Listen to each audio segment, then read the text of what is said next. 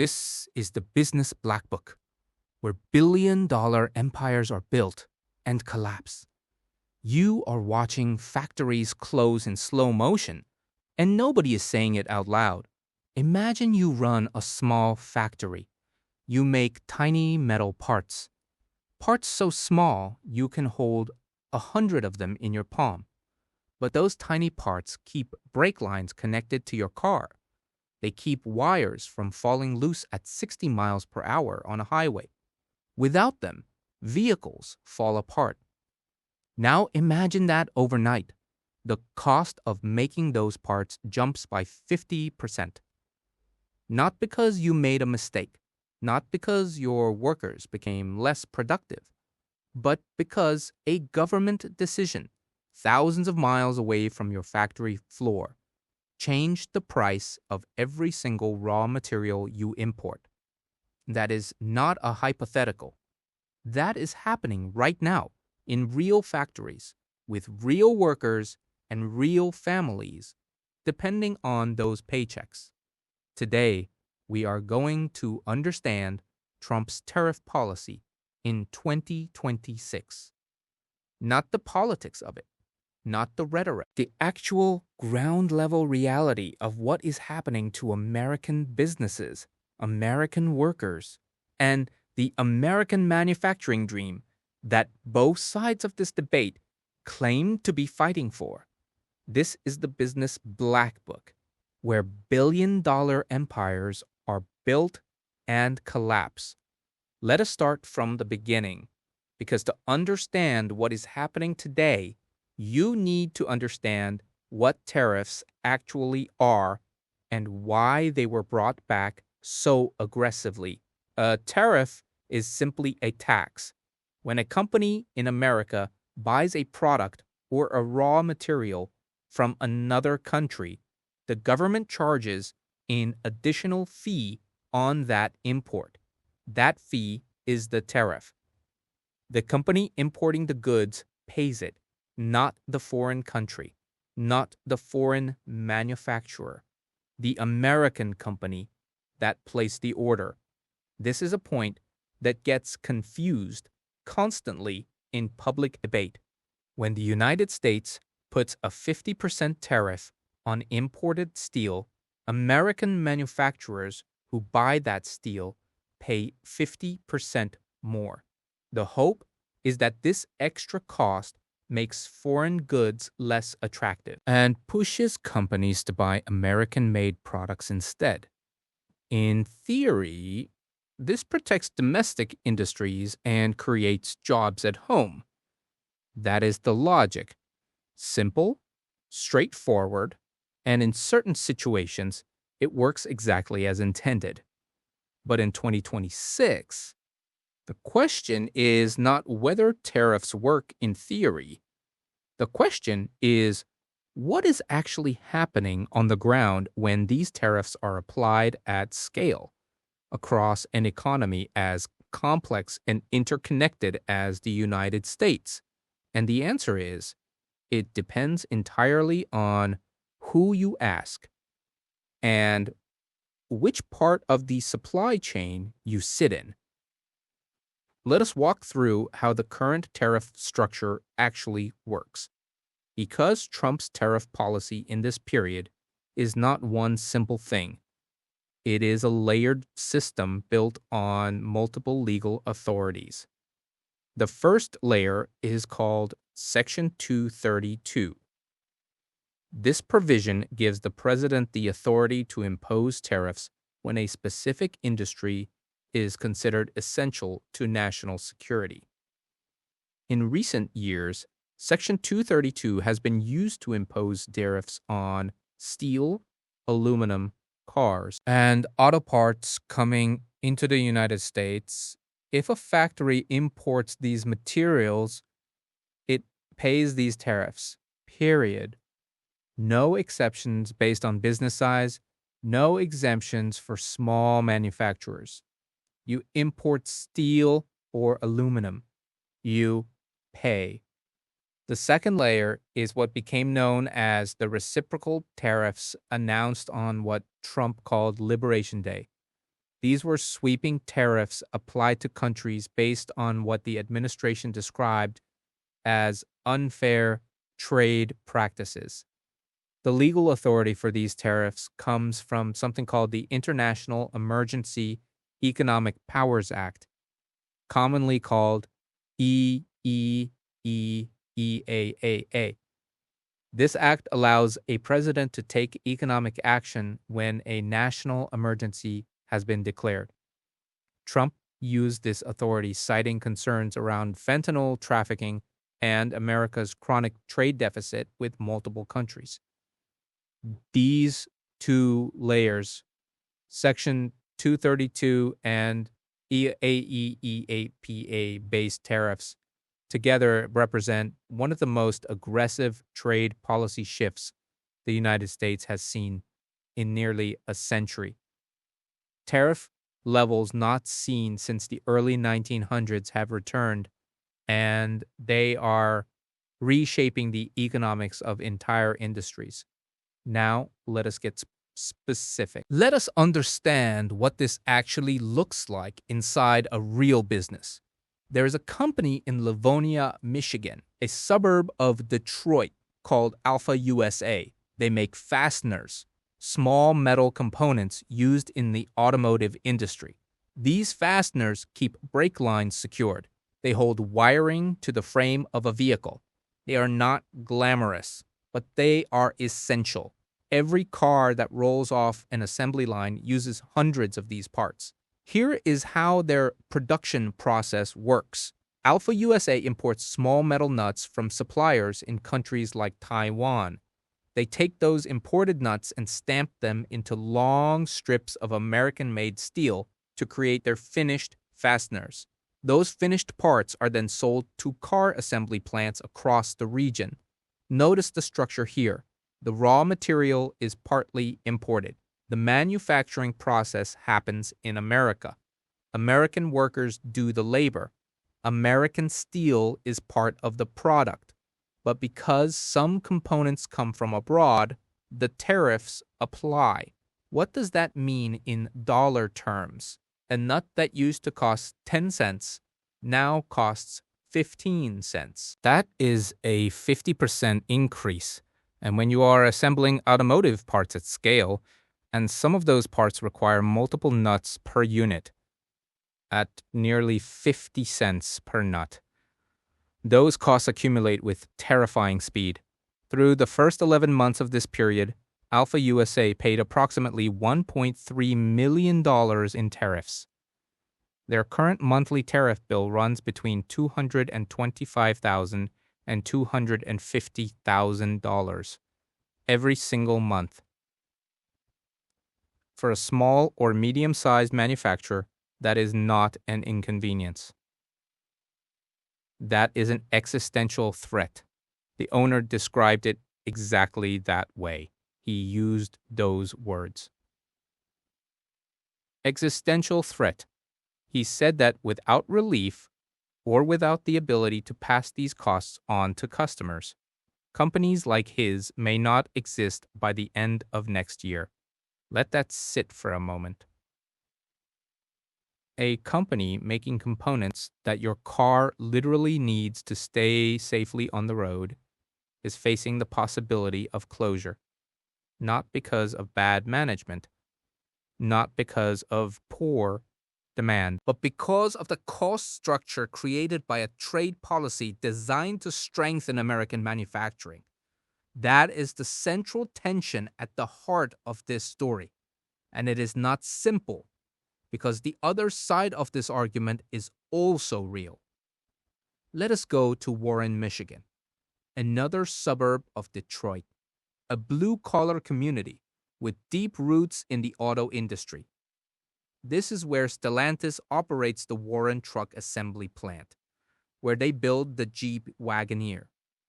Not long before the tariff announcements, Stellantis had made a devastating decision. They were going to cut more than 1,000 jobs at the Warren assembly plant, an entire shift of workers indefinitely laid off. families in Warren were preparing for a significant blow to their community. Then Trump announced his automotive tariffs, and Stellantis reversed course. They announced they would bring that shift of workers back. They announced expanded production at other facilities, and they confirmed new investment, including plans for a new full-sized SUV model to be built at another nearby Stellantis plant, a decision that is projected to create roughly 900 new jobs. The union leaders representing those workers are clear about what they believe happened. They say the tariffs moved the needle. They say the tariffs leveled the playing field. They say that for decades, American workers watched production leave, watched jobs disappear offshore, and watched politicians talk about bringing manufacturing back without anything actually changing. And now they say something actually changed. One of the union presidents pointed out that in 1994, when he first started working for Chrysler, there was a powerful cultural push to buy American. You could barely park a foreign car in certain factory lots. But somewhere over the following 30 years, that culture eroded. The offshoring accelerated. The supply chains stretched halfway around the world. And the communities built around American manufacturing quietly hollowed out. The tariffs, from the union workers' perspective, are a correction, a forced realignment, a signal to corporations that if you want to sell in America, you need to build in America. And they are not wrong that this logic can work. The Stellantis example is not fake. Those jobs came back. That investment is real. That community got a reprieve they were not expecting. So who is right? The AlphaUSA owner who says his factory faces collapse, or the UAW workers who say the tariffs saved their jobs? The honest answer is, both of them are describing reality. They are just sitting at different points in the same supply chain. This is what makes tariff policy genuinely complex. It does not produce one outcome uniformly across an economy. It produces winners and losers simultaneously, often within the same industry, sometimes within the same city. Assembly plants that build finished vehicles benefit when tariffs pressure automakers to keep production in the United States. But the smaller suppliers, the parts makers, the component manufacturers who rely on globally sourced raw materials, they absorb costs that cannot always be passed upstream. The automaker has leverage. The small fastener company does not. This gap between large integrated manufacturers and small supply chain companies is one of the critical structural realities of Trump's tariff impact that rarely gets discussed in the headline debates. Now, let us talk about the numbers at the macro level, because beyond individual factories, what is happening to American manufacturing employment as a whole? Through November of this period, the United States has lost approximately 58,000 manufacturing jobs. The auto industry specifically has shed just over 15,000 positions. These are not projections. These are the documented figures. Trump and his administration argue that the real impact of these tariffs will be seen in 2026 and beyond. They say factories take time to build. Supply chains take time to shift. Companies need certainty before they commit to billion-dollar investments in domestic production. And they point to announcements from Stellantis, from others, as proof that the movement is beginning. That argument is not without merit.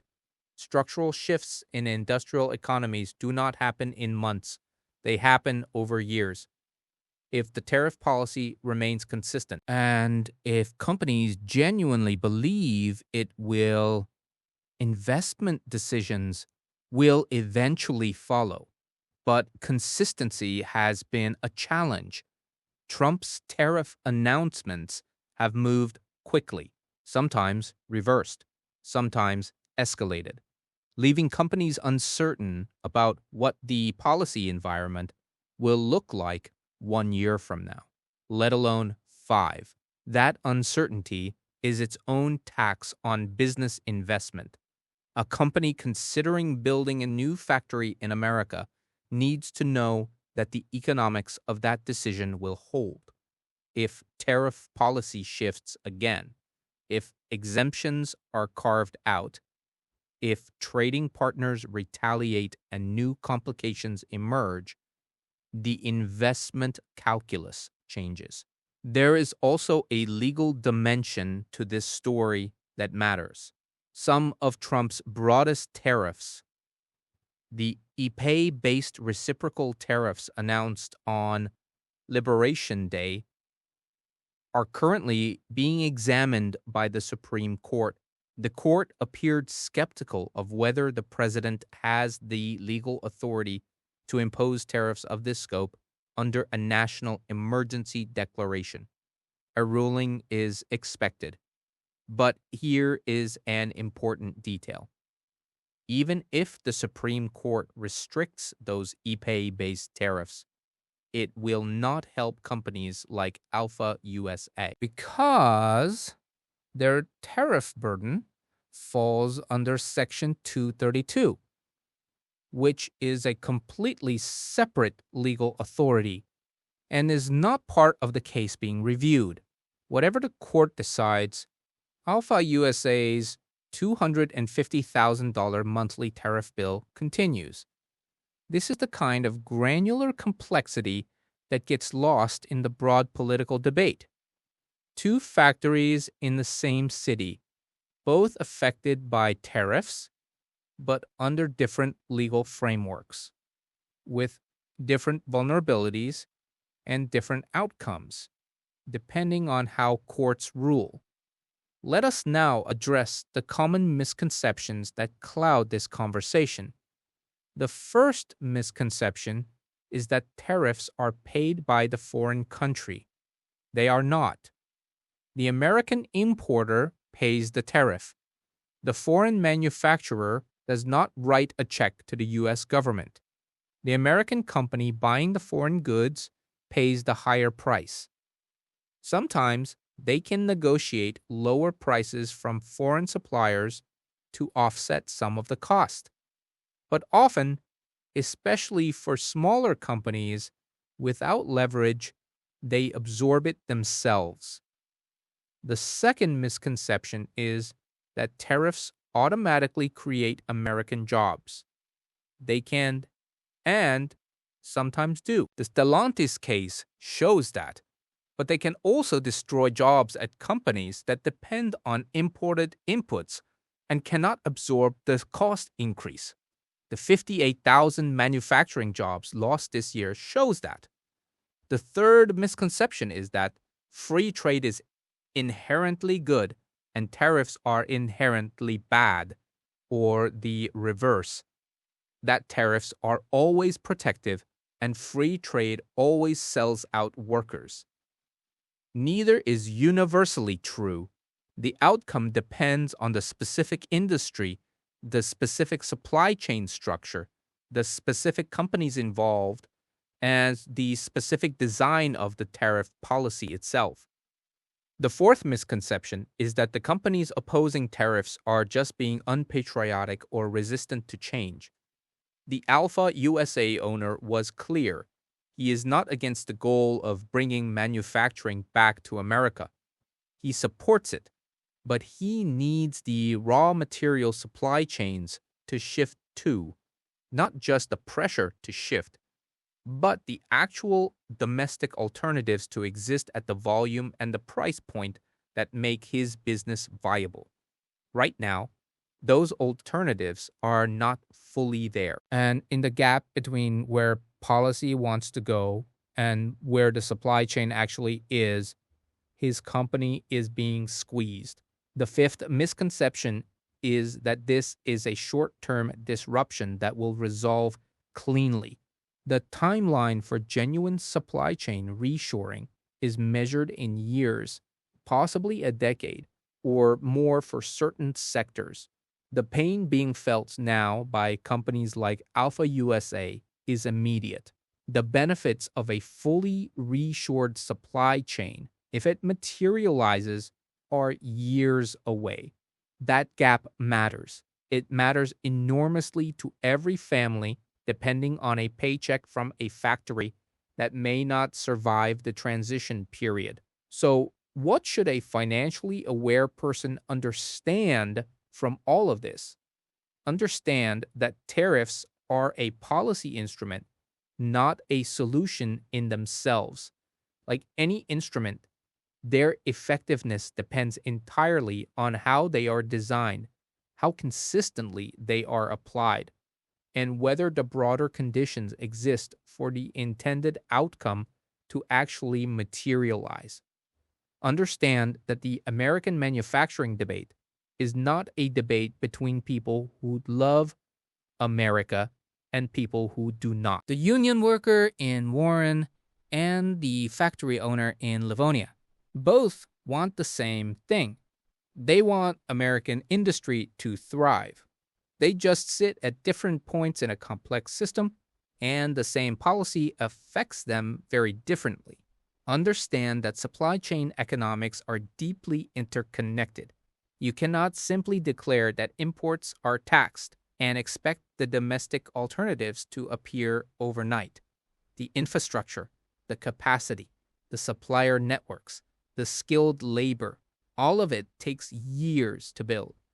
Policy cannot outrun economic reality by sheer force of will. Understand that certainty matters as much as direction. A business can adapt to a difficult environment if that environment is stable and predictable.